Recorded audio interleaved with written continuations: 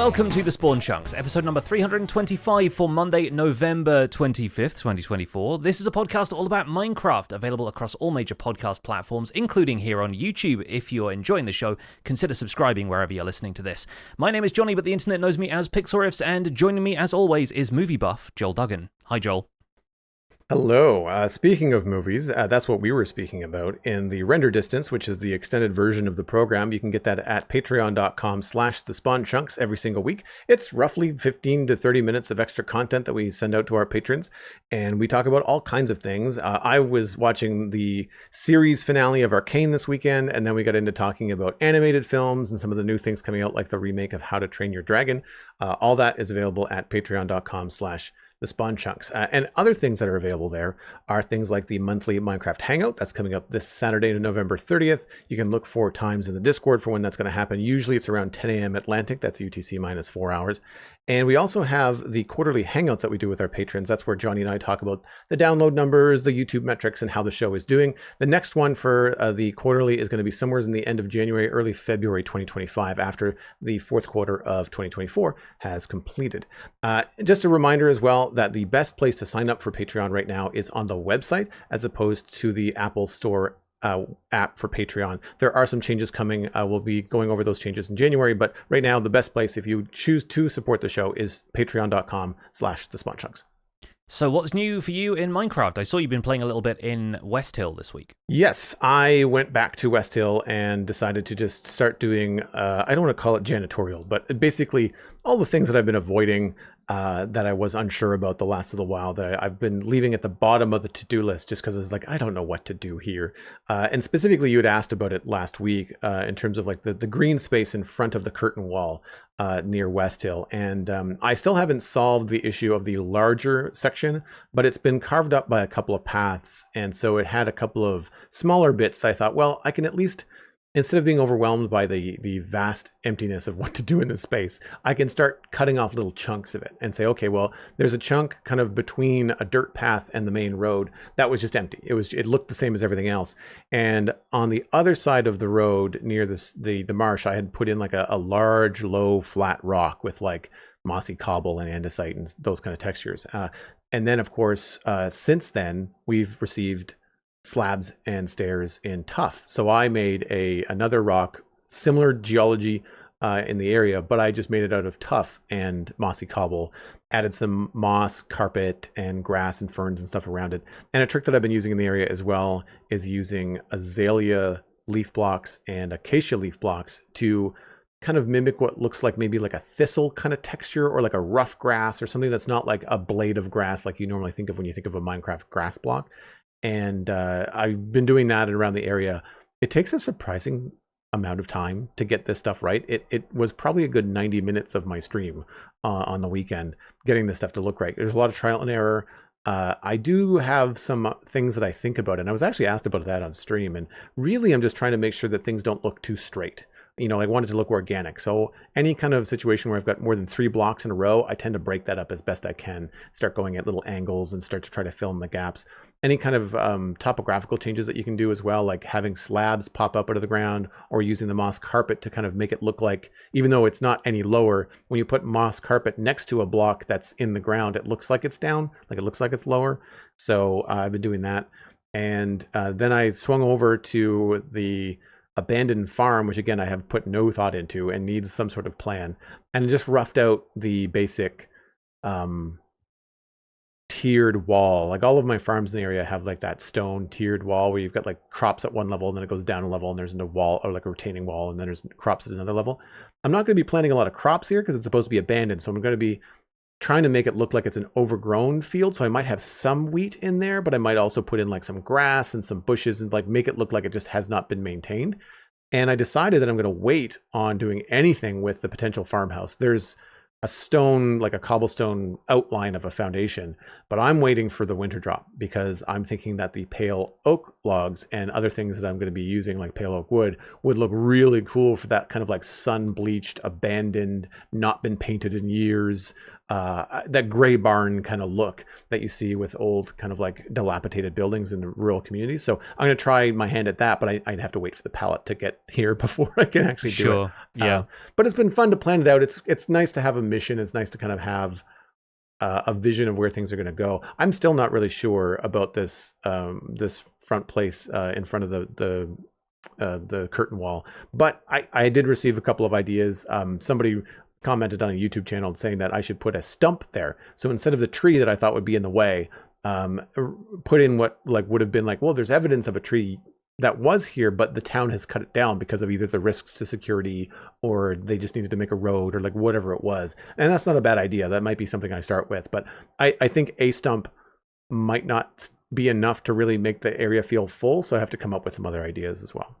Yeah, it's tricky, especially when you've already employed a lot of different, almost like gap filler techniques around the outside. You don't want to just repeat the same ideas, but you also want 100%. Things to keep feeling like organic and stuff. So you're not like, let's build another marsh right here, as if the entire thing is like in that Monty Python thing where it's like it's built in a swamp and it sank the first 3 times and the 4th time it stayed up. But yeah, like I think this is looking great so far. Like I love the fact that thanks, man. When you're dealing with like realism, when it comes to little kind of rocks and stuff that would just be out there that people have not bothered to kind of smooth over, flatten, remove, build around, whatever it happens to be. It is so rare in the real world that you get a rock that looks like a cubic meter of stone, but those are typically the dimensions we work with in Minecraft. So you were saying about how tough slabs really kind of changed up how you wanted to use that area now that tough slabs are available. And I think that makes perfect sense considering that like half a meter sort of looks okay, and in Minecraft gameplay terms, it's not going to inhibit you moving around the space too much if you happen to take a shortcut across that part of the field. But if you're leaving giant boulders around, there's a point at which it does start to feel unrealistic, even if you're not necessarily striving for perfect realism. So I think it's neat that you've got like a few slabs and stuff that you can work with. And are you? I know you've got like dirt slabs, but obviously there's no like grass slabs. So when it comes to the overall topography of the terrain, are you just leaving it as broad like stripes of grass, or is there anything else that you're trying to smooth out the slope of the grass terrain with? I can't really smooth out the slope vertically, but I've been smoothing out the chunkiness of the topography, I guess, or the topographical line. Like if you look at it from a map perspective, it's like those concentric lines that indicate altitude changes. Yeah. And what I find, they look really kind of odd visually horizontally when you're walking around in Minecraft. So my trick is I tend to smooth them out and make them look in the same way that you build a circle in Minecraft. I try to smooth them into like arcs and curves and S-curves and things. But a really good trick, especially now that we have moss, is removing all of the grass blocks from the edge of something, or hiding them behind leaf blocks like bushes and overgrowth stuff, and to get rid of that dirt side. And then also on the corners. So like whenever you shift from one cubic meter to another in the X or Z axis, if you replace that corner block with a leaf block, it really softens that corner. Yeah. And then if you add grass in front of that, or a fern or a moss carpet somewhere, and kind of like remove that angle, then you can sort of say, okay, well, it sort of looks like it changes. I know it changes by a meter, but it looks a lot less abrupt and a lot less cubic when you do that. And so that's been just my motif to do that. The trick there, of course, is that then you end up having like moss texture in with your grass. And if you don't want it to look like a line, like someone took a highlighter and just kind of like highlighted the edge of your hillside, you have to then dither that texture into the grass, which takes more time. And how far do you go? Like there's all these different things. So I'm trying not to essentially retexture the entire countryside, because that would just be time consuming and really not something you notice as a player. But the nice thing about the way that this is working out, like you said, with using slabs instead of blocks, is that it doesn't hinder your view. So on top of allowing you to pass over it, it also doesn't hide anything behind it. And even with the highest thing in these little grassy areas being like the slab as a physical block, or maybe the full height of a grass block, like a grass growth, like not the grass block, but the grass that you place in the ground, is that because I already have the paths, now that I've created this thistle texture and this grassy bits and these rocks, when you look at it as a player, you don't instinctively think, I want to walk across that.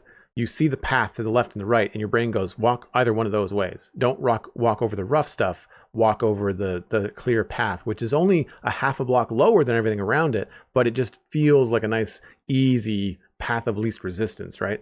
Mm-hmm. And so I'm trying to guide the player in that way as I walk around, and it seems to be working so far. I'm just, I have a much larger space to tackle in the next little while, and I'm sure there's going to be some bushes and some vines maybe growing up the wall or something I'm going to be able to use to break it up visually, but I have not yet figured it out. And in some cases it's kind of a shoot from the hip situation, and the unfortunate thing about that is that there's a lot of trial and error, so it ends up taking a lot longer. So I'm trying to come up with at least half a plan, so I'm not wasting time, but it's something that should take me 3 hours. I don't want it to take 6. I'd rather it take 3 or 4, in terms of like doing and redoing something. But I also find sometimes in Minecraft that the ideas will come once you actually start to place blocks, as opposed to just staring at a blank canvas and waiting for an idea to hit you. Yeah, absolutely. That's absolutely the case where I'm at in the Windy City project. Like, I've got to the point where I'm so done with thinking about it theoretically, I just need to get in there and start building, because that's the point at which having context for anything else that I build is really going to help the next thing and the next thing, and it kind of snowballs from there. Unfortunately, I haven't had a great deal of time to play Minecraft in that sense this week, because I've been busy with other stuff, and we've had decorators in, so I haven't had as much, like, noise-free time that I can get on and record things. Instead, what I did was help launch the Love Tropics event for 2024 this Friday.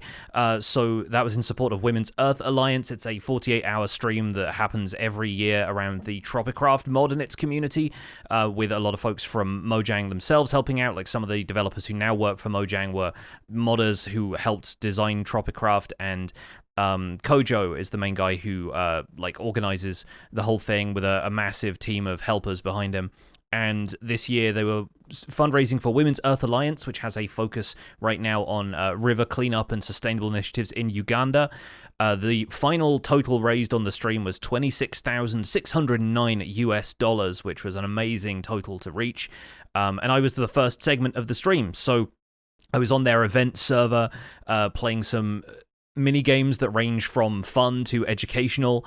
There was a crab mini golf game in there, which was probably one of my favorites, but they also have like PvP maps where there's environmental effects going on around you, and like the tide is rising, and it's meant to simulate a struggle for survival while environmental collapse is going on around you. So there's a lot of like ecologically themed stuff on their server every year, and like it's a real interesting atmosphere to be part of, because it's everyone having fun, but also like the focus is on learning about stewardship of the natural environment and that kind of thing. So we had a lot of fun with that. Part of my segment was some raffles and donation incentives for people watching. So as part of that, I was auctioning off, basically, or rather raffling off a few spots of like effectively advertising for those people in the Windy City. I'm planning to have billboards just to add color and a bit more like infrastructure and life to the city. And so I'm building 3 billboards, each of which is going to have a person's name from the winners that were drawn. It's going to have their username, and if their username is tied to a Minecraft skin, then they get their Minecraft head built on the billboard. And then one lucky winner won the chance to have the wind power company in the Windy City named after them. So that's going to be like printed up on the side of whatever building I end up building around the giant fan that I already have built in the town. So that plus hanging signs everywhere for everybody who's able to donate a certain amount has meant that I now have a few little projects like that I can go in and do and start to add a few more of those builds dotted around. And I've got to figure out where these billboards are going to go, where I'm not going to build something up in front of them, of course, but it's a nice way to structure the city around, like, where are the sight lines going to be, and where is this going to be visible, and where do I need to put this that it's really going to stand out. I've been working on a creative copy of the stuff that I'd been building in a creative flat world before. I copied it over to a creative version of the Minecraft Survival Guide world to work on building placement. because it's really helpful to actually have the world seed present, and I just copied over my existing world and put it in creative mode. But I have the survival copy that I'm going to start building some of the towers for the archway that's going over the central station in.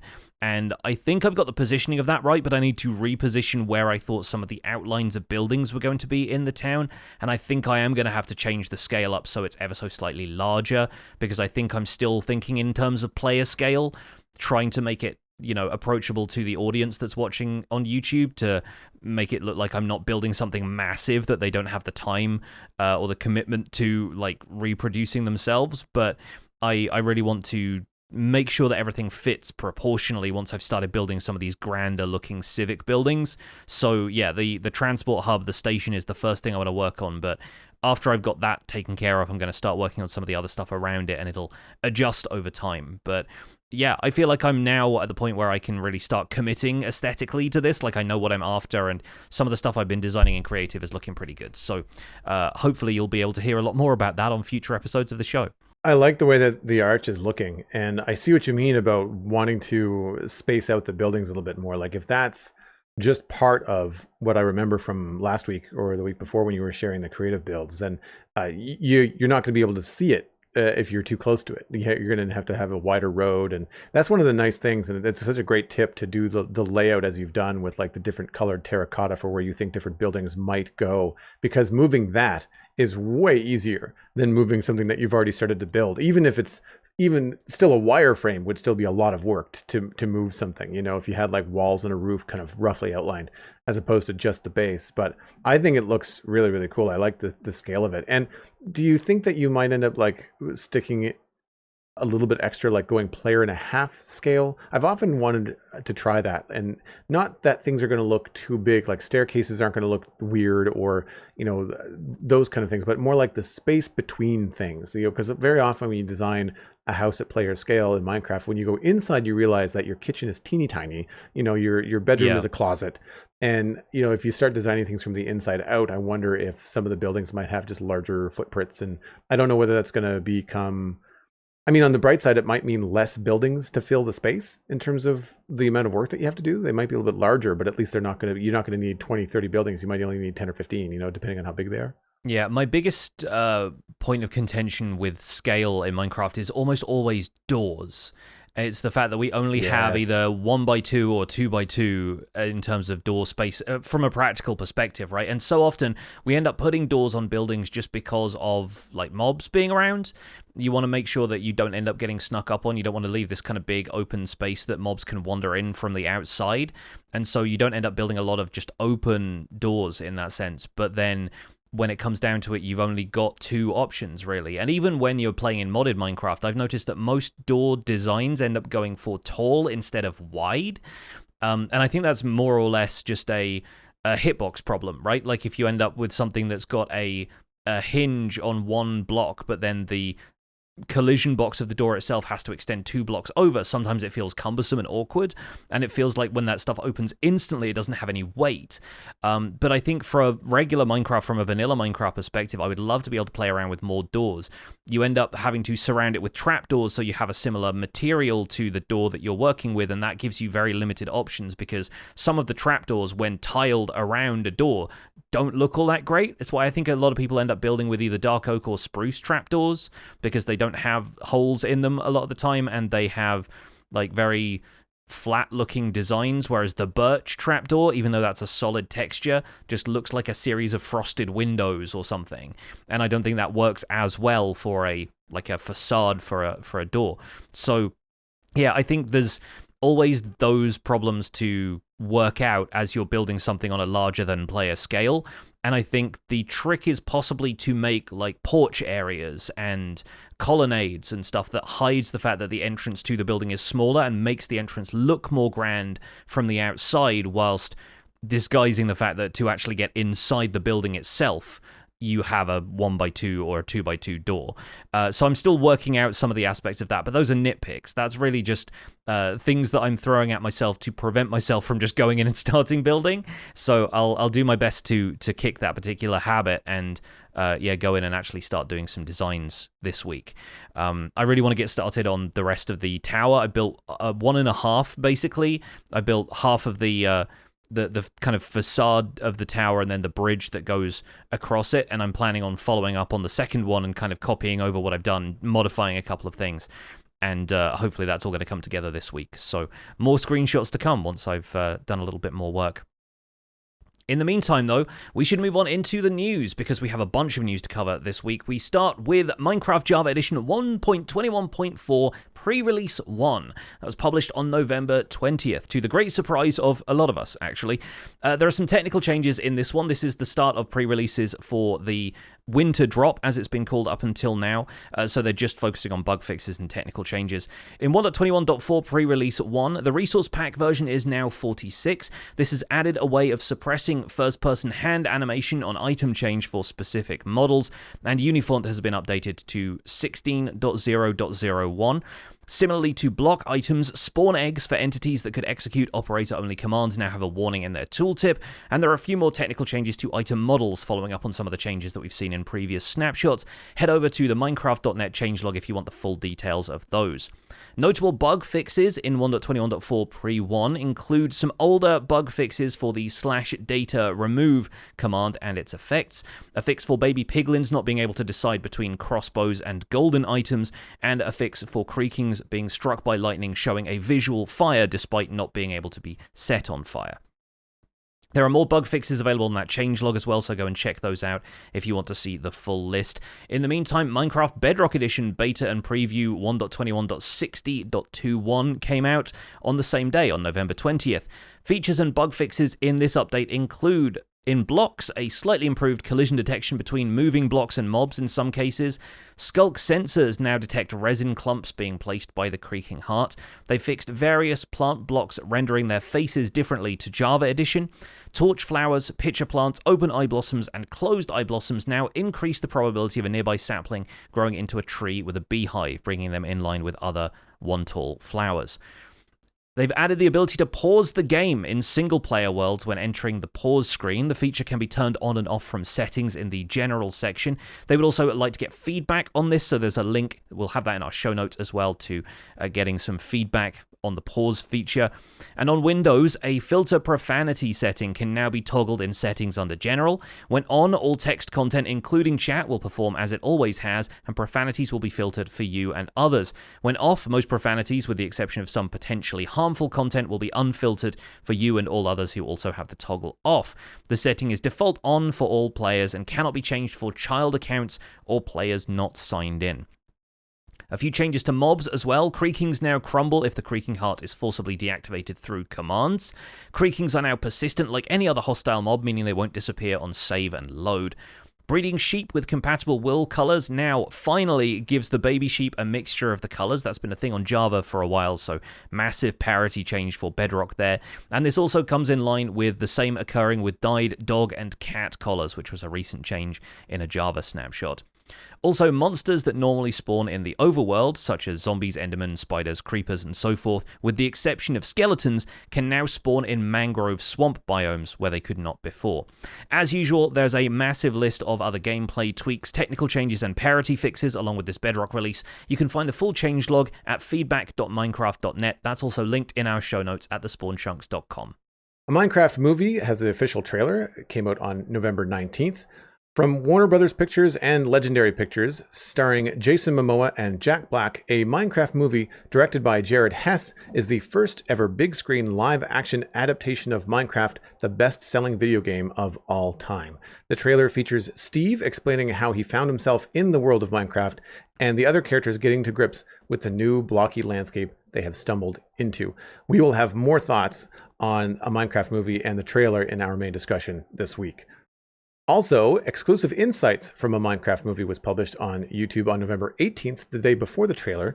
From experiencing the first night in Minecraft to moderate representation, the crew wanted to bring to life all of the iconic moments of a Minecrafter's journey. In this behind-the-scenes video, directors, actors, producers, and some familiar faces from the Minecraft development team and the Minecraft community all shared their thoughts on the production. So yeah, as Joel said, we're going to be getting into a bit of stuff about the Minecraft movie trailer in our main discussion this week. So let's talk pre-releases. I was going to say snapshots, but we're actually in pre-releases now. I am excited that we're getting a pre-release this early because that presumably means an early December release for the Pale Garden. And I know that they try and target like school holidays for new feature releases, but I'm still surprised that winter drop didn't end up meaning January or February. Like, to me, having heard about these features mid-October when Minecraft Live happened, I was still assuming they were a few months out and not what has been like... It's not even been 6 weeks yet, I don't think. We've had a really fast snapshot development cycle, and then we're having the full release of this within, potentially a couple of weeks here, Joel. Minecraft Live was a week or two earlier than normal, I think, this year. But yeah, I was not expecting this. The winter drop name to me was like, we are giving ourselves some room to drop this during it's a 3-month window. Yeah, exactly. Yeah. Right. Like, so for things happen, we have to delay, like whatever it happens to be, like, we're just not promising anything just yet. So yeah, I was surprised when it went into pre-releases. And I think 2 reasons. One, we're used to more content in these updates. So when I think about the Pale Garden and the things that are in the winter drop, I think like, cool, it's a good start. I mean, they're all good additions and I'm not complaining, but I'm just used to a longer list, because we usually have to read through them on the show. I'm used to a longer list of update items and things coming.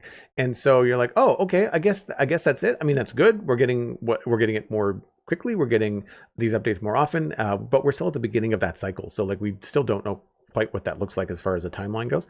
But yeah, I agree. I think that they are probably aiming to have this out before the Christmas break for North American kids and or hemisphere, like the winter break for the Northern Hemisphere. I think that's kind of like where they're aiming things. I don't know what that means for anything after Christmas. Like, I kind of wonder whether there's going to be a drop in March. Like is the speed of these things going to be consistent? Or is it just going to happen whenever they're done, whenever they're ready? I don't really know. But I mean, that's good news. I thought we were going to have to wait longer. And something that I did think about when I heard about the announcement was that, knowing that this is probably coming sooner than later, we haven't even updated the Citadel to Bundles of Bravery.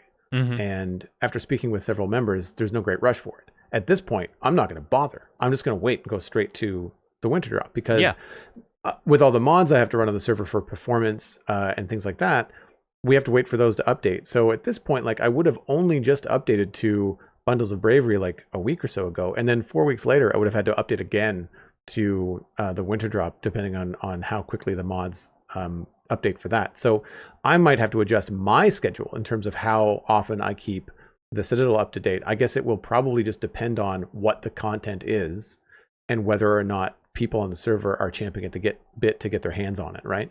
Yeah. And so I'm going to wait. Like, I was thinking about, I'm back on the Citadel now. I should maybe update everything and make sure everything's running smoothly. I was like, I'm just going to wait. I'm going to wait until the winter drop comes out.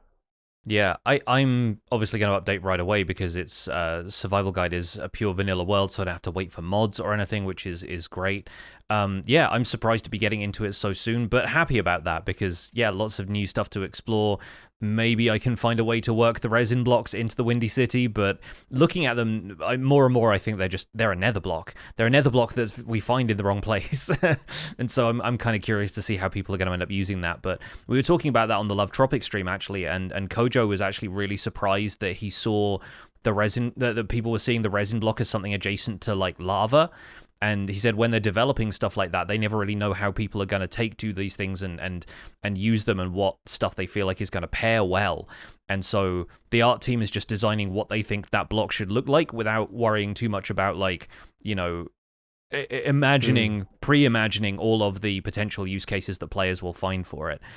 So it's fun. It's really neat to see players kind of getting excited for this update.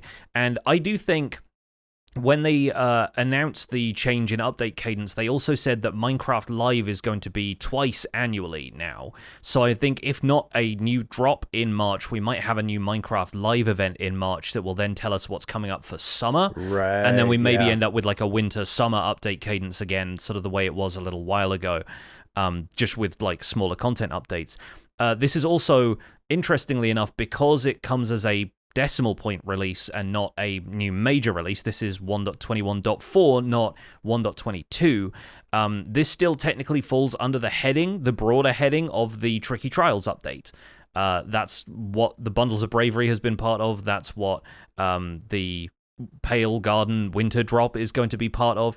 And so I don't necessarily think these are explicitly tied to Trial Chambers and the other stuff that came along with that update, but it's interesting to think about this as just new additional features being tacked onto a broader umbrella update, and then thinking that another umbrella update is going to come along a little bit later and have a couple of other bits and pieces thrown in there for good measure. We've kind of danced around that already. What do you think the odds are that it gets a better name when it arrives? Because personally, I think just call it the Pale Garden Drop at this point. It feels like it makes more sense, and I don't think Winter Drop was ever a permanent name for it. If it is, I have no idea why, because it describes nothing about the content. It just describes the release window. And so I think so that they can say our Winter Drop this year and our Summer Drop this year in subsequent years, I presume they're going to call this something different. Do you think it's just going to be Pale Garden Drop?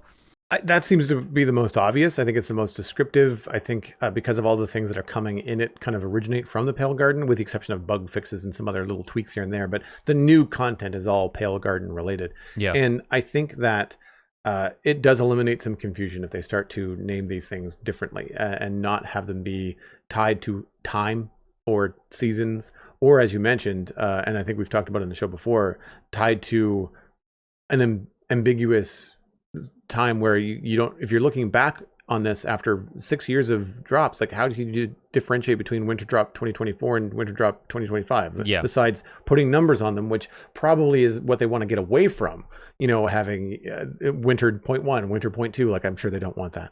So yeah. I think that they should come up with some other names, and maybe it's just a learning curve. Like maybe was a misstep or something they were trying because they didn't have anything else. And I'm hoping that they'll go with something a little bit more descriptive, I think, in the future. And in that light, I think too that they have the ability to have these drops under the larger named updates not have to reflect the name of that update.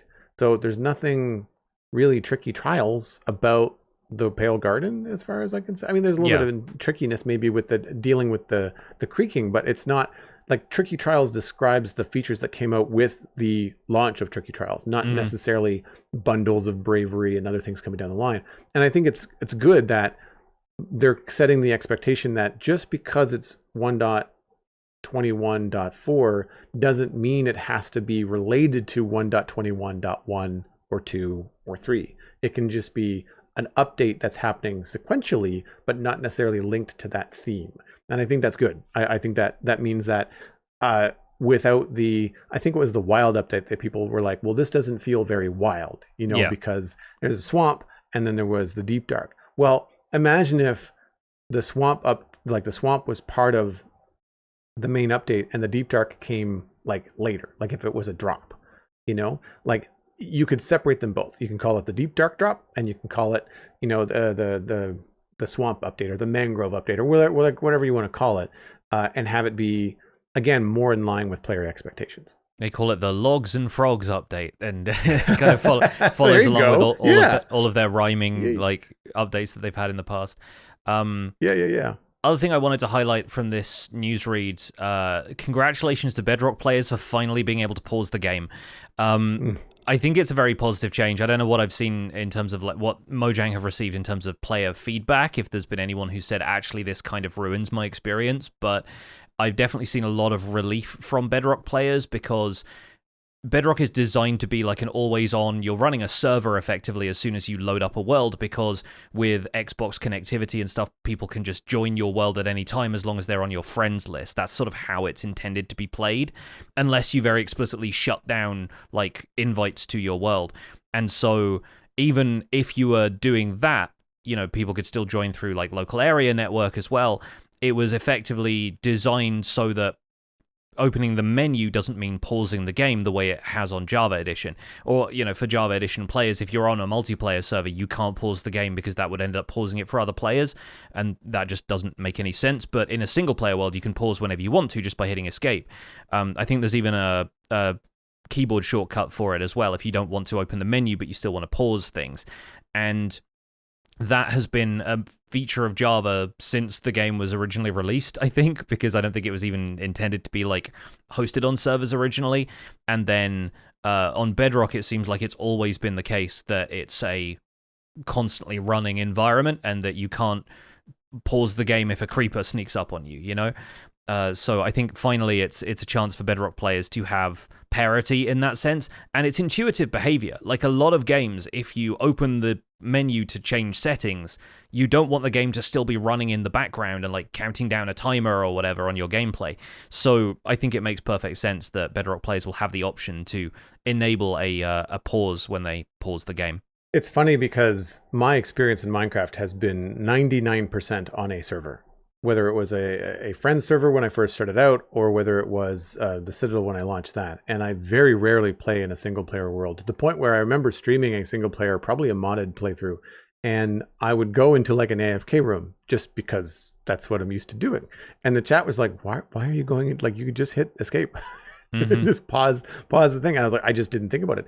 And Satisfactory doesn't do that. You go into the menus, everything's running in the background. Yeah. Like it doesn't actually pause the gameplay. But there's also, most of the time in Satisfactory, there's no immediate threat to you if you're just standing in your factory. Like, yeah, there are animals in the world, but they don't come into your base as a part of the game design.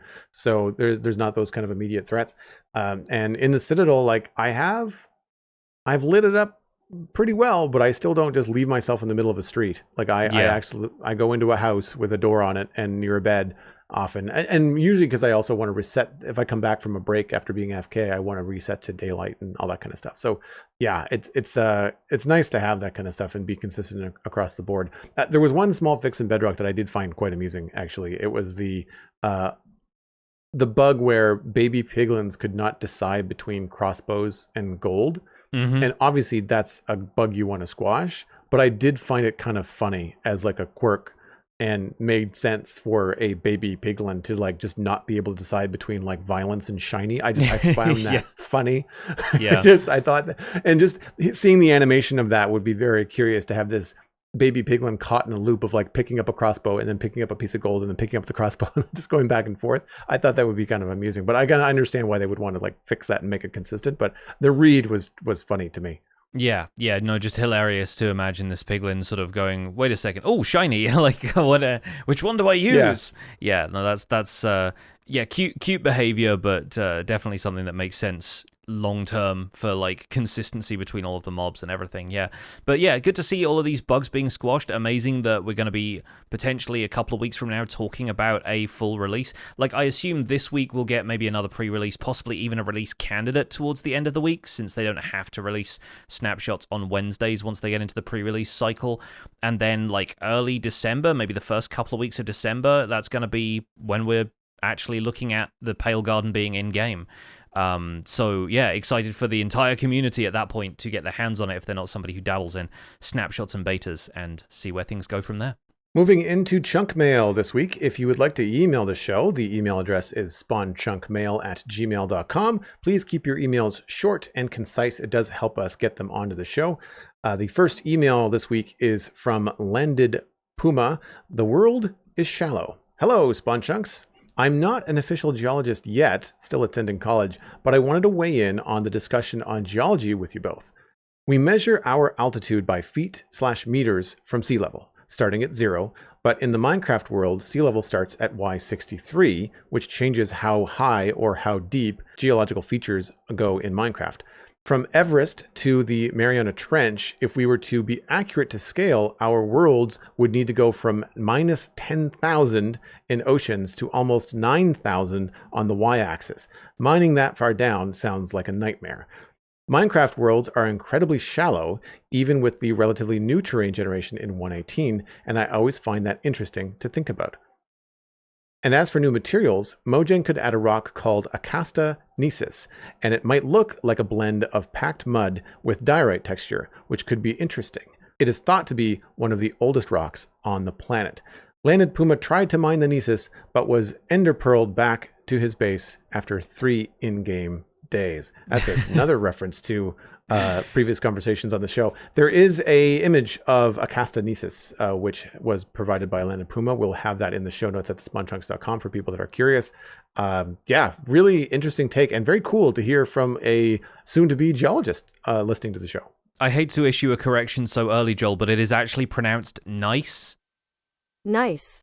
It's a joke amongst geologists at this point that it's obviously a lot of extra letters to the 4-letter word nice, but it is absolutely pronounced that way. And don't even get me started on schist while we're here. It's a cool looking block, like a block of stone in this case, not a Minecraft block. I like the idea of having material like this in the game. And I think the art team could probably do it justice. There's a lot of interesting striations and some fun, like, color in here that I like the description of it as being a mud and diorite texture combo. And, like, I imagine people see or hear the word diorite and they immediately go, oh no, like not another one of those. But I think blocks which combine 2 previously unrelated textures could actually be really valuable to the game's block palette. So I would honestly be really excited if they considered throwing in some rocks that have a bit more variation to them and aren't just one color, because I think it's not uncommon for rocks to have a similar hue throughout, but I think it's also fairly common for them to be a mix of things while still being considered one type of material.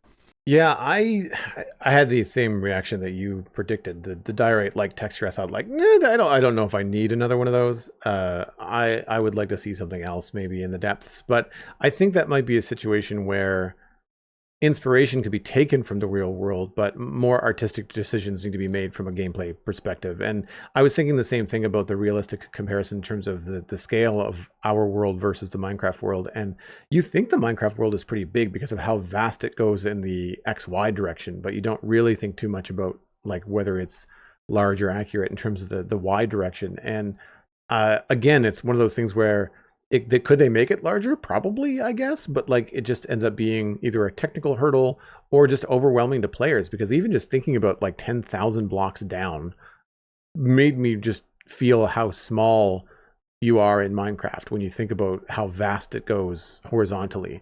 And then you think about yourself on planet Earth, how small you are. And that's before you even look up to the stars. And I can see the decision to keep things on a relative scale or a smaller scale in gaming to be something that helps with player overwhelm, to be, technical stuff behind the scenes, keep it feasible for the development team. But it does sort of remind me of like the map sizes in RPG games. Like over the years, players that have played like Skyrim or other open world games, or a lot of attention is being drawn to like new MMOs that are coming out and how big those worlds are. And I think it's really interesting that people get excited when they say, well, this is how big the map is, and this is how long it's going to take us to get from point A to point B. Example that I've seen recently is the new MMO coming out, Ashes of Creation. That map is huge compared to other MMOs. But at the same time, there's no fast travel. So like if you want to get from one place to another, it really is a simulation of like, this is going to take you all afternoon to walk to this other location. Yeah. And at some point, you're just like, what kind of time do your players have? What kind of time, like, are you respecting your players' time? Like, there's a balance there between, players playing your game and players working in your game. And and sometimes it's good. Like sometimes people want that grind in an MMO. Some people want that grind in a Minecraft world. Like we've had people on the show that mine and that's all they do. They just dig, Yeah. And if that chunk is 10,000 blocks deep, like that is a long day, days, months, like who knows, right? And it's an interesting idea when you think about like that balance between the size of a virtual world for gameplay versus, real world and realistic type travel in that. Yeah. There's a couple of things to consider when it comes to the depth of a Minecraft world. specifically the cubic chunks mod was before 1.12 or 1.13, which the last time it was updated was I think 1.12, allowed for virtually unlimited world height or depth because of the way it was allowing the world to generate. We talked, I think last week or the week before, we had an email about the height of a chunk and how it's the chunks are considered like the full height of the world, and this basically broke the world generation down into 16 by 16 by 16. And so what that meant was they could structure the world differently because it was loading stuff differently, and the further down you got, it wasn't loading all of the terrain above you, which meant that if you wanted to make your world infinitely deep, you could. Obviously, that took place long before caves and cliffs, so long before the fact there had to be a point at which the world transitions from one type of material to another, primarily, the stone to deep slate layer switch. And since then, we have the option, when they changed the height of the world, they also introduced parameters to set a custom world height or depth with data packs. And I think the maximum value there is something like 2048. It's one of the kind of round binary number kind of integers. And I think the reason people don't do that more already is because we place so much value in understanding ore distribution in a default world. So, like, you don't know if you're generating like a ton of additional layers of deep slate, you don't know if that's going to mean you have to dig all the way to the bottom of that just to find diamonds, or if the ore distribution still concentrates in the same areas and you just get more and more diamonds and redstone the further down you go in the world.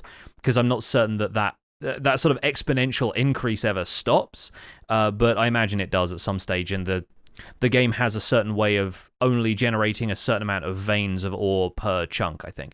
But either way, I think it's still possible to have a much deeper world. I think it's really interesting that they don't do that by default.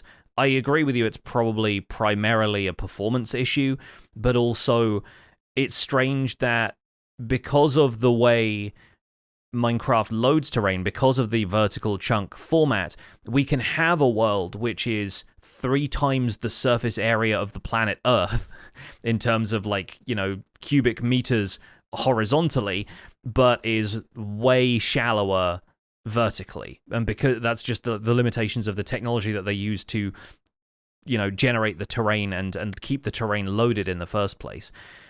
I think this is a fun combination of conversations to have with the email that we got about chunk height, because I can imagine if it ended up getting like a lot deeper in the world, they would have to introduce something like cubic chunks and make it dependent on a player radius to load certain areas and have that radius be spherical instead of like a cylinder.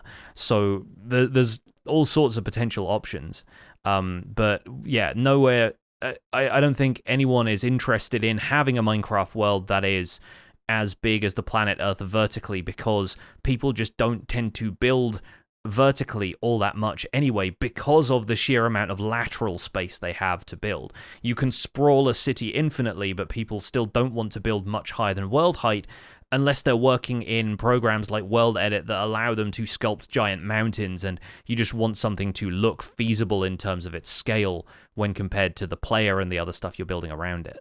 I think too, like in the real world, I mean, we're obviously limited by gravity, and so we don't build as high as Everest either. You know, like there's a limit to what human construction can do, and I think that also, I think, is brought into Minecraft because, of course, it's humans that are playing Minecraft, right? So I'd be curious to see what would happen if you have, like an AI playing Minecraft, or somebody else playing Minecraft that isn't, you know, doesn't have the conceptions that humans do about the world around them, and how that might, you know, affect the gameplay. It would be interesting to play in a Minecraft world that had a limit in terms of the horizontal, but was much, much, much higher.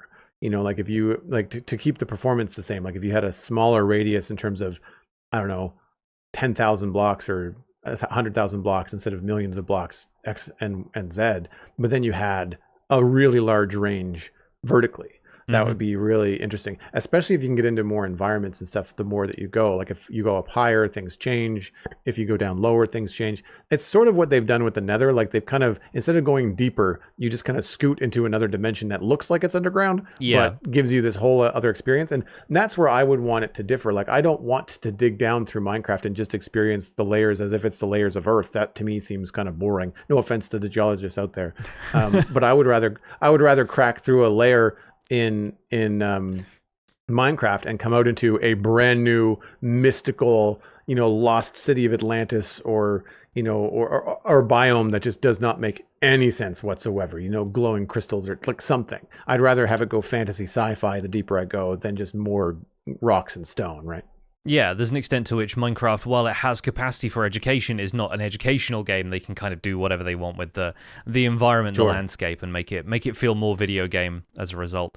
Let's move on to our second email. This one comes in from Mr. K7, the subject being drops in time. Hi, Pix and Joel. The community has had many great suggestions for the upcoming winter drop, like pale white pumpkins in the Pale Garden. I think this is a great idea. However, Mojang may be struggling in its placement now that the biome has been developed. Instead of it being generated naturally, what if we had pale pumpkins as Minecraft's first seasonal exclusive item? Pale pumpkins could only be obtainable during December, when Creakings might spawn with them on their head and drop when defeated. Players love exclusives from the success of limited capes, so this would be a great way to promote the release of future drops. It would be a tangible way to brag about the age of your world and encourage people to stay in their worlds for longer. If you miss out, then don't worry, they'll always be next year when they appear again in survival, though they will stay available in the creative inventory. What do you think of this idea? Mr. K died in a drop down a cave. I really like this sign-up line. Yeah. thought it was clever. Simple but effective. It was clever. Yes. Seasonal events are fun. I have participated in them in World of Warcraft. Things like Winter Veil, which is like a Christmassy type, winter celebration in that world. And the rewards in that were always either just pure fun or cosmetic. Like you get a cape or a hat or something you could wear around the rest of the year just to show that you participated. Satisfactory also has seasonal Fixmas is what it's called. Christmas presents drop from the sky. You can collect materials from them and craft them into different things in your factory. There's an advent calendar in the hub that tracks your progress and kind of shows you kind of where to go as you progress through the Fix-It events. And that runs from the 1st of December until about mid-January. It is optional. You can turn it off in the calendar. Like if you're in a big project in Satisfactory, you don't really want to stop what you're doing to go mess around with Fixmas. You don't have to. And what I like about that is giving the options to players, and the things that you complete during Fixmas are all like Christmas decorations. They've got no bearing whatsoever on tiers or milestones or progress in the regular, version of the game. It's just an extra thing that's fun. I think they did it as like a promotional event during early access, but the players liked it so much they asked for it to like continue every year, and so now it's just like it's a thing, and it's not a DLC. It's free. You can just kind of participate if you want. And I think it does give them an opportunity to have a release for the game for Fixmas. Say, hey, we're going to take the time to update this, but we're also going to bring in some bug fixes to the game in general, and have an opportunity to update the game without having to make its own event. Like it's tied in with Fixmas. I don't know how that's going to work in Minecraft if we had seasonal events in Minecraft, because one, it's hard to balance the player expectations from such a huge global multicultural player base, and like the time of year or the kind of event. Is it based on something brand new in Minecraft? Are you inspiring the event from something in real world like Christmas, like kind of like Winter Veil in World of Warcraft? And I don't really know how many players would be on board in terms of like role playing that idea. Like, are you going to go along with that? Is it something that goes against what you want from the game? And then there's also the fact that Minecraft is such a heavily modded game, certainly in the Java experience. And like the first thing that I would imagine people would do if they liked the new block, if the new pale pumpkins were certainly desirable, then they would just add a data pack that would allow them to be available in the game whenever they want. And if not, then in a situation like Bedrock, the players would just make a farm where like all you have to do is go through the winter pumpkin availability once, harvest enough of them that you're just never going to need that many, and then never have to do it again. And it's the way that we've seen Minecraft players play the game that I think would unfortunately undermine all the work that would go into doing a seasonal thing, because seasonal events in games have been around for a long time, and Minecraft has been around for a long time, and we've never seen any kind of hints towards that. The only thing I can think of would be Minecraft Marketplace stuff. You get Christmas maps, you get seasonal events, Easter egg hunts, like you'll get that kind of thing in the marketplace.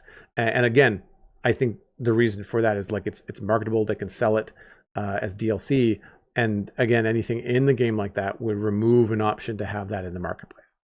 Yeah. Yeah, no, I think it's very weird to think about seasonal events being something in Minecraft's vanilla survival context. Like, we have 2 seasonal events that happen already, which is jack-o'-lanterns appearing on mobs for Halloween, and then chests getting retextured as Christmas presents in a couple of days in December. And that, for a start, those are, I think, unless they changed it recently, I know there was a change about the data value that tracks this, but they are linked to the system date and time on your, whether it's console or whether it's, Windows PC. They can be cheated by changing the date time settings manually. So if you wanted to get like a zombie with a pumpkin on its head, you could set your system time to 31st of October and it would do that. So like it's not inherently a bad idea, but you end up with either a system like, I think Animal Crossing players do this occasionally, where you desync the game from the system time, and that allows you to obtain items that are only available seasonally throughout the year. And there's low stakes because it's an Animal Crossing world, like who cares? But I think there are actually like safeguards in place in the game that try and prevent you from doing stuff like that. And this FOMO approach to items, I think, would probably end up putting off a lot of people who don't like that in the ecosystem of other games. The kind of people who don't like timed exclusives in, games like Fortnite or whatever, that'll have limited time availability for skins and whatnot, and seasonal events there. But then the whole purpose of that is to keep you coming back to the game, is to not let you take a break. And I think the ethos of Minecraft is not necessarily to constantly have a player base. It's sort of more like, we're going to keep making updates for the game, and the game is here for you if you want to play it, but there are very few hard-coded, like, incentives to play the game outside of just your own passion for it. And Minecraft has been fortunate enough to have such a strong player base and such a dedicated one that it's not had to feel like it's like exploiting people's fear of missing out on seasonal stuff in the past. Personally, I don't really like the idea of going away for a few weeks and missing out on an item for my survival guide world, where the core principle is that I use every part of the game.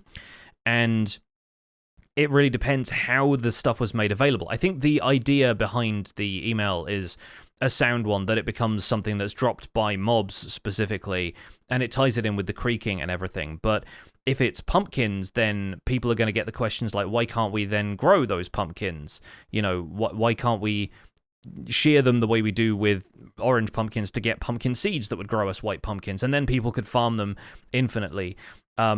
If you don't go to a pale garden, if your pale garden was already generated and stuff doesn't generate there as part of this timed update, it enforces more of the travel to a distant biome in order to get the features that are only available at a certain time of year. It feels a little bit at odds with the you can do whatever you want whenever you want approach that Minecraft already has. So yeah, I don't know if that's the kind of thing they would want to do. The seasonal events we have right now are cosmetic in the case of the Christmas present texture for chests, and when it comes to the zombies and skeletons wearing jack-o'-lanterns on their heads or whatever, you can get jack-o'-lanterns as an item anytime you want. You can make a zombie wear a carved pumpkin anytime you want, and the only reason to have to log in for a Halloween thing is like if you want to capture those mobs for very specific aesthetic purposes, and that's such a niche thing that I don't think anybody would want to do that, versus having an entire block or item be exclusive to a specific period of time. I think you'd run into so many complaints about stuff like that. I think the only way that you could get this to work is if the seasonal events were tied to seasons within the game. Like if they added seasons to Minecraft in the same way that there's a day-night cycle, and those seasons came around a lot faster than seasons in the real world. So like if you go away you're not going to miss anything because you're not playing the game. But if you're in the game, I'm trying to think about, I don't know what mod you had played, but there was like a blood moon. And every 4 or 10 nights, the moon would be red and there'd be extra mobs and there'd be more stuff to fight. It would be harder. It was meant as a challenge. And something like that, where like, okay, I missed the opportunity this time around, but if I wait 10 in-game days and be in this specific biome, then I can get my pale pumpkins then. Like, it's a repeatable thing and a challenge in the game to like be aware of your surroundings and, you know, keep track of what's going on. But it would be something that you could opt in or opt out of depending on where you are in the Minecraft cycle. And I mean, just like everything else we've mentioned, it could be changed with a data pack and sped up or slowed down or whatever. But I think that would be one of the only ways I could see an item that's not just cosmetic, but like something you actually get and can keep, that's only available at that time. And I could see that maybe even being tied to something more interesting than just getting something. Like, what if there's a new Minecraft boss that only appears every, 40 days, so like you have to wait to fight it, in terms of like that kind of player dedication, or I don't know, like there could be some interesting things there too. Or like, even if it's a difficulty setting, like maybe that boss is a lot easier on that 40th night, and every other time it's just super hard. And so it's better for you as a player to have that strategy and have that available for people that are just like, I don't really like this PvP thing or PvE thing. I'd rather just do it on easy mode, but I don't want to change my difficulty level. Like, there's a bunch of stuff in there that I could see being interesting. Yeah, you'd have to tie it to something that was visibly noticeable for the player, so that they didn't have to look up whatever like day counter that you have in the F3 debug information on Java, which isn't there on Bedrock. But like, yeah, like the moon rising and being like a different color or something, or it's like it's the harvest moon and that's the only day that you can fight the wheat golem that spawns in the plains biomes or something. I don't know. Like there's some goofy fun that you could have with it, I'm sure. But yeah, when it comes to giving out items, you've also got to think like, if it's an item that exists in the game, there are probably creative mode commands to spawn it in, at which point like it's not going to be timed exclusive anymore, because like otherwise you can't imagine them limiting stuff to players that way. Something that is going to be a seasonal release, though, at some stage, we don't know the exact release date yet, I don't think. The Minecraft movie has its official trailer. This follows on from the teaser trailer that was released on September 4th.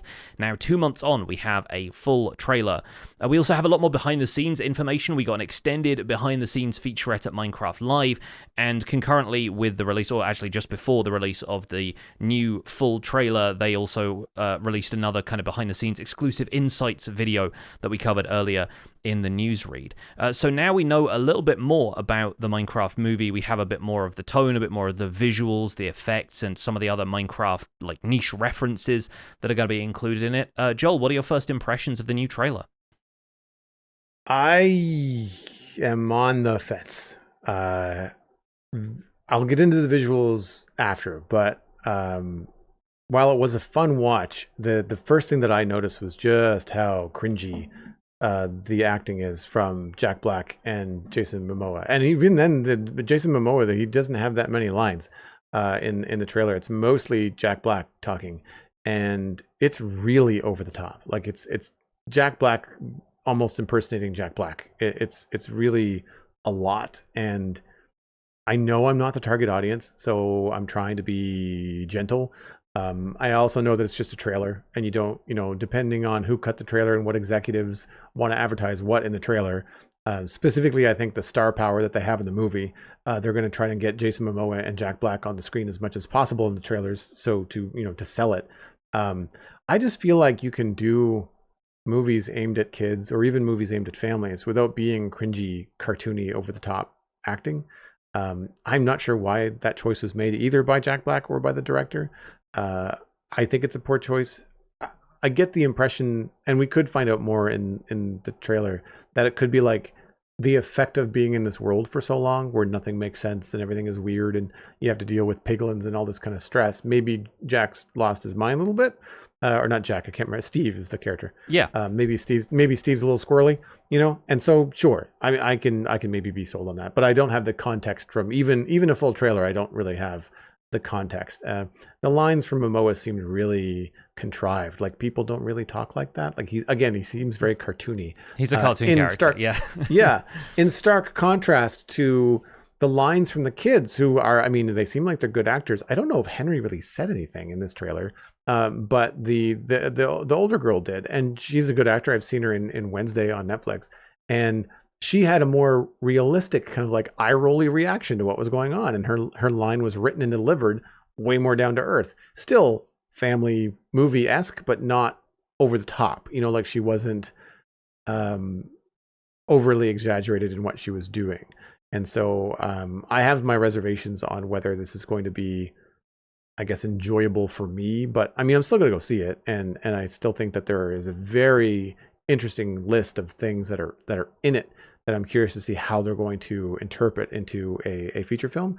But yeah, my first impressions were like, ooh, this is really. I'm not going to be able to bring any other friends with me to this movie unless unless they absolutely play Minecraft. Like, I'm not convincing non-Minecraft players to come see this at all. Good luck. You know, like I think that's going to be a stiff order, you know, for that kind of thing. It is self-referential. Like, they do say this makes no sense. So I'm trying to approach this like any kind of logic I'm applying to what I'm seeing. Like, I'm just kind of throwing out the window, because they say like, look, in this world, nothing makes sense. Like, you just don't expect it to, don't get upset if it does or doesn't. So I think that is kind of them trying to give them an excuse to either get it right or not get it right, and have it be like, well, this is what we did. And, you know, like even in the featurette, they said like, it's very intentional that it's a Minecraft movie. So they're not looking for it to be the be all end all interpretation of what Minecraft media outside of the game actually looks like, which I think opens it up for like how animation or comics or other stories might interpret the world. So that's good that they're not trying to like create some zeitgeist or some canon, right? It leaves things open to interpretation, much like the Minecraft game does, and I think that's good. I think a Minecraft movie may as well say this isn't canon, you know? Yeah. So yeah. I think that's really it. Like I mean I like the teaser trailer, and I continue to be charmed by this take on the Minecraft world. I think it's cute, stylized, and fun. And I think I'm going in much more interested in what they do with the Minecraft side of things and how they've interpreted it visually, and how the characters interact with the world around them, than I am focused on the acting, because we're not used to like Minecraft having a story. We're not used to Minecraft having like central characters with dialogue or anything, because it's all about what you do with the world. So I think I'm much more interested in the world building element of it and how they make some of that stuff gel. And there's a couple of things in this trailer that we didn't get to see in the teaser that I really enjoy. We have more zombies and skeletons. I think we only saw a creeper and a couple of other like small, like we saw piglins and ghasts, I think, in the teaser, but we didn't see the zombies, skeletons, spider jockeys. There's more villagers in this trailer. I'm not sure if there were villagers in the original one. There's a chicken. A chicken that gets cooked pretty quickly, but using like a lava chicken cooker with like the lava coming out of like a piston contraption and stuff. So we're starting to see a little bit more of them actually taking the concepts behind both Minecraft blocks themselves and what players use Minecraft blocks for, and interpreting those in this sort of practical sense.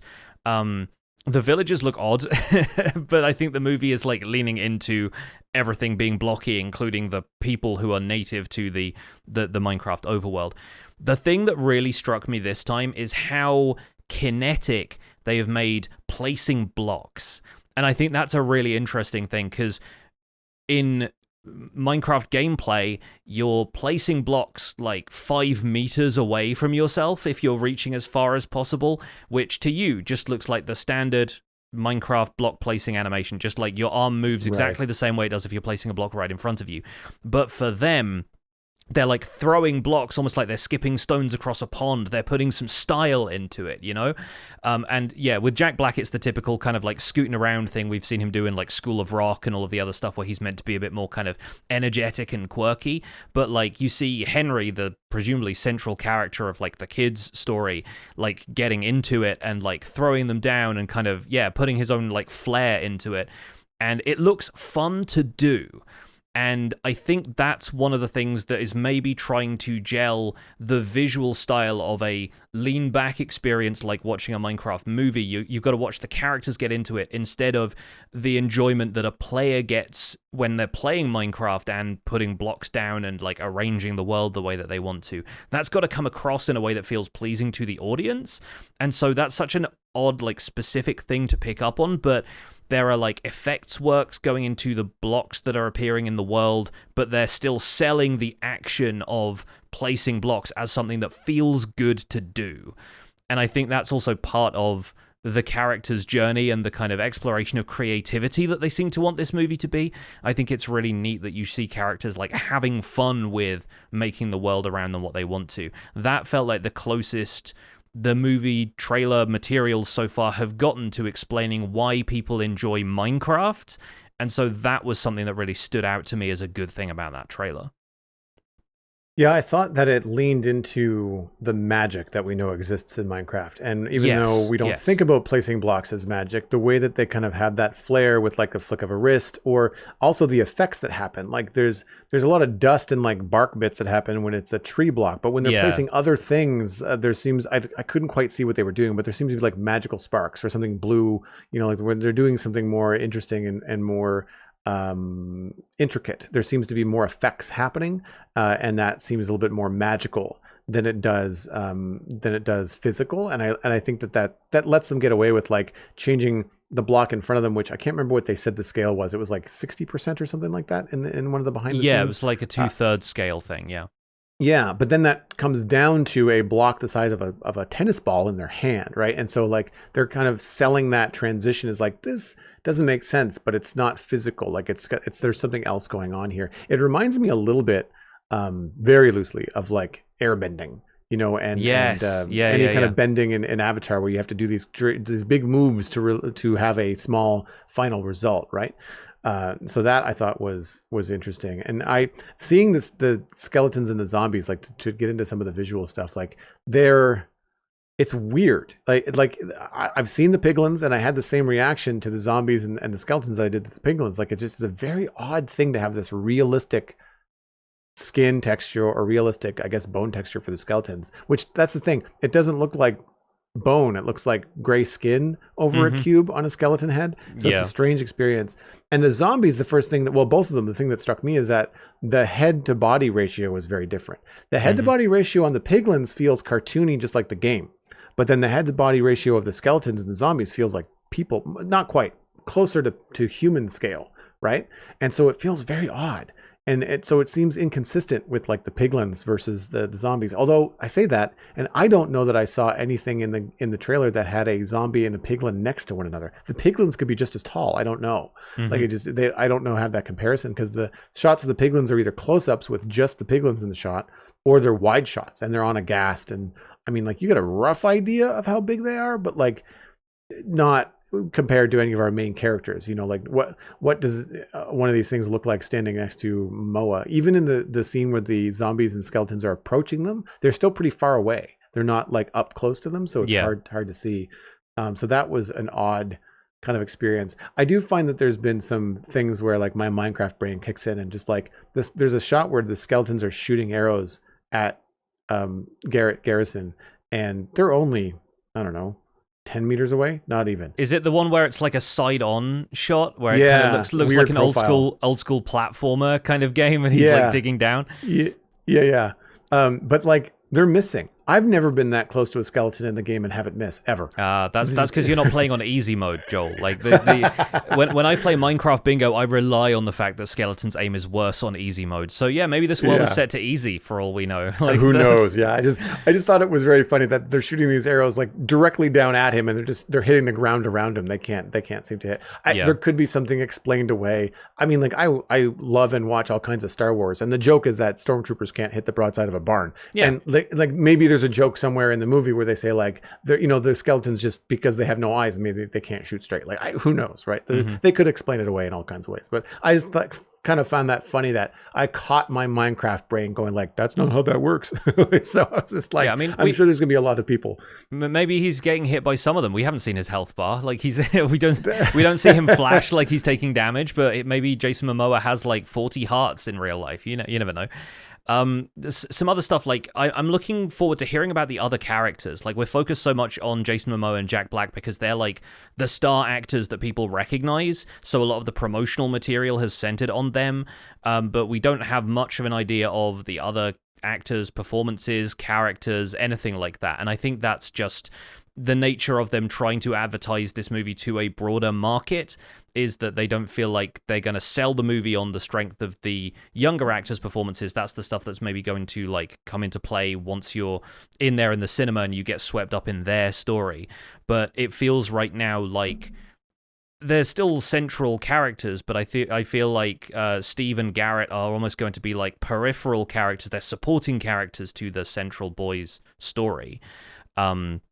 And so obviously we get some gags with like Momoa's character being Gamer of the Year 1989. Like, the tone of that reminds me so much of stuff like Scott Pilgrim. You were talking about like the heightened dialogue stuff before, where people don't really talk like that in the real world. Scott Pilgrim is like the most gamer movie that's not specifically about a game. It's just got a lot of like video game references and sound effects work and stuff in there.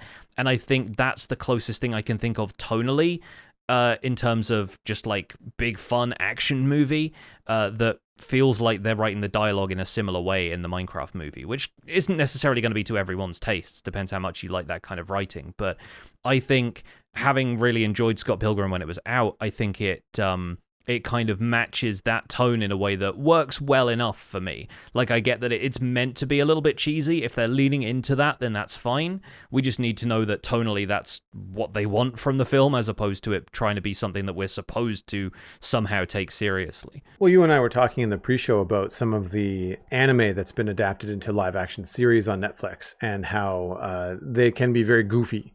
And then the live action is very goofy. But if you're going into the live action having no idea whether the anime is serious or goofy, all of a sudden you're like, what am I watching? Yeah. Like, it's a live action cartoon? Like, what's going on? And I think that might be something that player expectations may have to be set in that way. And there could be more trailers that get that across. There could be more reviews when it comes out that get that across, for me. I'm definitely, like you said, interested in more of the Minecraft stuff than I am the human stuff. Although like I said, I do like I can't remember her name, but the actor that plays the girl in the movie, and I'm curious to see if the story that from the two kids is more identifiable, and you can follow it better, and as you said, like the older characters are just going to be more of a psychic. I don't know about the older woman character that is in it. They didn't really expand on her name or I think her name is Dawn, if I remember correctly from some of the pre-release material. Yeah, that sounds familiar. But like, again, like, we didn't get anything other than just a couple of sound bites from her, one of which I think we've seen already. So like, there was no, like, not nearly the same sort of level that we got from like Garrett Garrison and Steve, right? Mm-hmm. So it's interesting to see that they're focusing so much on that. I like the way that they're representing some of the more unrealistic motion in Minecraft, like minecarts and redstone and all that stuff. Like, the minecart motion almost feels time-lapsey. It's almost like those old movies where they speed up the film. Like, that's they kind of what it crank felt like the reel slightly faster or whatever. Yeah. It felt like they kind of zoomed away faster than even film can capture. Like, it was a very odd experience, and again, kind of leans into the like, things just don't work here the way that you expect vibe. Mm-hmm. And I caught that. I thought that was interesting. I also really enjoyed, like you said, like the chicken cooker and the redstone door. And I do get the impression that the Henry is going to be into the redstoney stuff, the more inventive side. Yeah. Because he seems to be very interested in anything that's like technical or crafting or making something, or how does this thing move? And he seems very inquisitive, which I think is cool. There's a couple of shots that I thought were really interesting in terms of like the visual effects, like the Ghast's fireballs look very realistic. Like it looks like real peril and real explosions, despite the fact that it's coming from a weird blobby cube with tentacles. But I'm not quite sure yet, like what the peril looks like in the movie. Like, is it going to be real? Is it going to be more cartoony? Like, what's like if they're running from a fireball, are they running for their lives? But if a villager is running for the fireball, like is a villager running from getting turned to like what happens in like a Warner Brothers cartoon when an explosion goes off and like Daffy Duck is standing there, he's all charred to bits and he has no beak, but he's still very much alive. Yeah. Right. Like so what, like what's the peril for the human characters versus the Minecraft characters? Like if something, I mean, obviously they cooked the chicken, but no one seemed gross out by it. Like it seems like the chicken cooked came out in like in a pop or it appeared, they cut away. So there's no context. Like they turned the chicken into cooked chicken. They didn't really specifically feel like they killed the chicken to turn it into cooked chicken. Do you know what I mean? There was a disconnect there. So I'm curious about what the peril is going to be like in the film. Visually, it looks fun. Like there looks to be lots of action, and the elytra was kind of interesting. I didn't expect them to go there. I thought that was kind of an odd idea, and I'm curious to see how they're going to pull that off visually to see if it's believable. You know. I'm curious what level of like update features almost that the world has reached, because there's clearly hanging signs in the background of one of the shots. So like they were working with an idea of like, and Elytra being there, they were working with basically modern Minecraft. It's funny because of like there've been previous little kind of short films people have made where somebody would like punch a block of TNT that they'd made out of like a cardboard box kind of painted or whatever, when they made like IRL Minecraft kind of short films on YouTube, and like they punch this block of TNT and it lights, and I go, oh, okay, so that's like pre-Flint and Steel, that's like beta versions of Minecraft when you used to punch TNT to light it, right? And so it kind of dates itself in that way. And so I wonder if looking back at this Minecraft movie, there's going to be solutions to problems that they encounter that would be solved by future additions to Minecraft, or like, you know, Minecraft stuff that you expect to show up if you're familiar with a much further down the line version of Minecraft than the version that they're working with in terms of when the movie came out. I went through kind of cataloging a few references that it makes to gameplay concepts. There's obviously a scene in which Garrett wastes an ender pearl that's apparently the only one Steve has, just by like casually throwing it over his shoulder and teleporting across the room. We see Elytra being used. Steve tames a wolf with a bone, and you see the collar. You see the collar like pop in, and little heart particles appear around it, which is kind of sweet. Like if you look at the wolf beforehand, it doesn't have a collar on, and then it kind of pops in. I think the wolf is honestly the most. It feels like a faithful interpretation of what wolves are like in Minecraft, and it feels like the one that was best adapted to this more blocky form, like because the fur obviously hides a little bit of the geometry of the shapes that they've got with the wolf, but it's still very clearly a blocky looking wolf, and it has a lot of character that you expect from a dog, and so people are going to be drawn to that anyway. But I think people are expecting to see that kind of stuff in the creature design. Steve has this redstone activated door. We see the minecart. The other thing about the minecart shot is that you can see all of the redstone torches placed next to the powered rails. So he's clearly like, you know, set the redstone up all correctly as well. In Steve's stash of items, there's a ton of stuff, including a turtle shell helmet. There are some boots with wings that I kind of presume are meant to have like feather falling. And there's a lectern in there. There's a lantern in there. There's a bunch of other bits and pieces that are like little Easter eggs for you to spot items from the game in the scene. Even the opening line where he says, "As a child I yearned for the mines," is a reference to like a tweet from ages ago that's kind of been memed on since then, where somebody said, "Minecraft proves that abolishing child labor was a mistake. The children yearn for the mines." And that's been used as like a meme in other contexts whenever people talk about like repealing child labor laws, or like, you know, people working as like, you know, kids these days don't know the value of a real job. Somebody will be like sarcastically afterwards will be like, yeah, the children yearn for the mines. But yeah, there's like little kind of references even to the culture surrounding Minecraft, not just like the gameplay and the items within it, that I'm curious if they have any of that other stuff that they've kind of pulled in.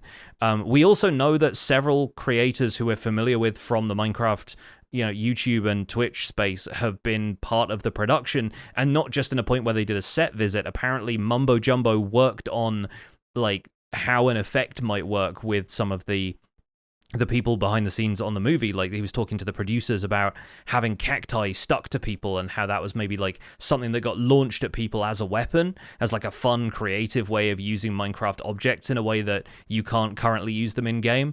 And since Mumbo has a bit of a background in filmmaking, I think it's really interesting to see him having input that seemed to actually be part of what they ended up using in the production. So really cool to see they're getting feedback from actual Minecraft players, as well as, people who on the production team, I'm sure, have spent a fair amount of time in Minecraft, but people who've been part of the Minecraft community from what feels like day one now. And I mean, I was just tickled to see Mumbo shown in that capacity, because I had seen a little bit of his video about going on a trip to Australia to visit the set, but like I thought it was more of a promotional thing, like they're reaching out to popular YouTubers and getting them to talk about the film. That makes a lot of sense. I didn't know that he was involved in the production in that way. He's like effectively like an informal consultant on the movie, in a sense. Yeah. I mean, what a treat for him, right? I mean, and I've been a fan of his. He was one of the first Minecrafters that I ever followed on YouTube. And to see that kind of level of fun and recognition for someone that's put so much work into his channel in the game, and especially because he has that film, I don't want to call it a hobby. I think he's got it as something that he does as a second job. But yeah, like he's really talented in that way. I love his other channel.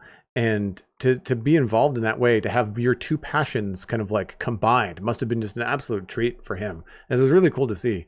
I'm curious to see a full length documentary about the making of this film. Like I would really like to see like an hour or more of how long did it take? What were the discussions? What were the hurdles? Like I would really be interested to see that as more than a 10-minute featurette. Like I want something a lot more in depth. I hope they've done a lot of recording of what's been going on, because I think it would be really interesting, because as I don't want to say negative, but as skeptical as I've started with this conversation, I really don't envy the challenge of trying to take this game that is something different to almost everybody that plays it, and then try to create a film that best represents like everybody, if they can. Like that's not an easy feat, and if they pull it off, like all the power to them, because like that's a hard thing to do. Yeah, honestly though, I think the community reaction I've seen to this trailer compared to the teaser trailer, it's been a lot more positive. I think overall the trailer does a better job of representing the movie's visual style, some of the characters, and how the live action stuff blends with animation. I think it's also been really supported very well by those behind the scenes features, because even just the featurette that we saw at Minecraft Live, I think changed a few people's minds about like how much effort and how much passion had been put into this production. Like even if it's not visually appealing to you, you can at least admire the effort required to do it. And they've clarified how much of the scenery and props are practical and not CG, which is something people respect, because they've heard horror stories of people just not knowing what to act opposite on a green screen, and them thinking that doesn't produce a particularly high quality film unless you have somebody with a really strong vision and can work with the actors to execute on that. And yeah, like the production decisions behind the scenes, I think, give a lot more context to what they're trying to do with the movie in general. To the extent that the community has also gotten involved with like hunting down some more Easter eggs in the trailer, and at certain points, you see Jack Black's character holding a cube, which has some of the standard galactic alphabet writing on it that we're used to from the magic system in the game, the enchanting table runes, basically. I'll leave it up to listeners to discover exactly what it says, but I found a Reddit post, I think it was stickied on Reddit for a couple of days, where they translated what the text was, and it says like a series of words that kind of spiral inwards from the outside in. And like there's some Minecraft context to that, and I don't know if that becomes like central to the plot of the film, which is why I'm saying, go in and take a look at that at your own risk. But it's kind of neat that they put enough attention to detail in there that does have something to say, and it's not just a random jumble of characters, right? It's not just like a prop for prop's sake, it's got some meaning behind it. So if that level of attention to detail is paid throughout the movie, at the very least we're going to get something that's a loving homage to Minecraft. Whether or not it works as a whole piece of entertainment is another matter, but that's going to be a matter of the taste of whoever it is going in to watch it, right? Something that just dawned on me as you were speaking, we have been asking for a concept art book for Minecraft for a long time. And this film would probably have the potential to have something like that.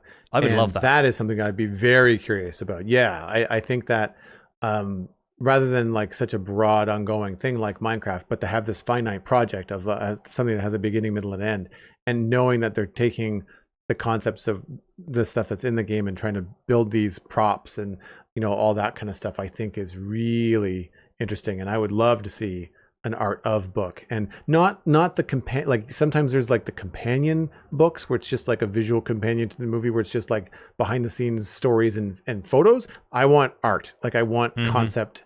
I want stuff that hit the cutting room floor. I want to know what the ghasts looked like when they were terrible and scary and they decided, nope, we can't do that. That's too much. You're like, I want to see those versions. And I think that would be really, really interesting. Like all the makeup tests, all the CG tests, that kind of thing. Yeah. And you could end up with something that felt like, you know, a Star Wars compendium kind of thing. Like they've done those with the Star Wars movies in the past. But yeah, like the link to the existing material of Minecraft is something that's still kind of fascinating, and I can't wait to see more of it. Hopefully we'll get some more trailers and we'll get a bit more context before the movie comes out. I think you did note the official release date was out there, right? April 4th. April 4th, right, yeah. So we've still got a few months yet. I'm sure there'll be more promotional material that we can dig into. In the meantime, that's where we're going to end today's discussion and this episode of The Spawn Chunks. You can find more information about the show and links to some of the stuff that we've talked about today at thespawnchunks.com. The music for the show is composed by me, and The Spawn Chunks is proud as ever to be a listener-supported podcast. If you're getting some value out of the show, please consider putting some value back in. You can do that at patreon.com/thespawnchunks. Once again, we recommend using the website, and it's no longer going to be accessible via the app, at least until the new year. Joining our community there, pledging at any level gets you an invite to our patrons-only Discord chat. You can listen to the show live when we record it in Discord every week. We also have our monthly hangouts. The next one's coming up this Saturday, and people will be able to share what they've been up to in Minecraft over the last month. We currently have 307 patrons, which is up one from last week. There is always room for more. Special thanks go out to our content engineer patrons, Gunda H. Striker, Hunter555, Jumbo Sale, Mindtrip Media, Party Voyager, and Yitz. Thank you all for your support on this episode. Sharing the podcast with your friends is the easiest way to support the show. Just tell a friend about the Spawn Chunks and where they can go to listen to it. You can find the Spawn Chunks on social media at the Spawn Chunks, wherever we hang our social media hat. New episodes are available on Mondays on all of your favorite podcasting platforms, including the video version on YouTube. The RSS feed is linked at thespawnchunks.com, and the patron-only RSS feed is on the Patreon page. That's where you can get the render distance, the extended version of the podcast. My name is Johnny, but online I go by Pixel Riffs. You can find most of what I do at youtube.com/pixelriffs, where the Minecraft Survival Guide is currently in its third season. I also stream 3 days a week on Twitch when I can. I had a bit of a hectic schedule lately, but I'm looking to get back into it this week. That's Tuesdays, Thursdays, and usually Sundays. I do behind-the-scenes work for my YouTube series there. I play a couple of other games from time to time. I am also the voice of the unofficial Hermitcraft recap, which you can find through a quick YouTube search. Aside from that, I'm at Pixel Riffs on both Blue Sky and Instagram. Joel, where can people find you online?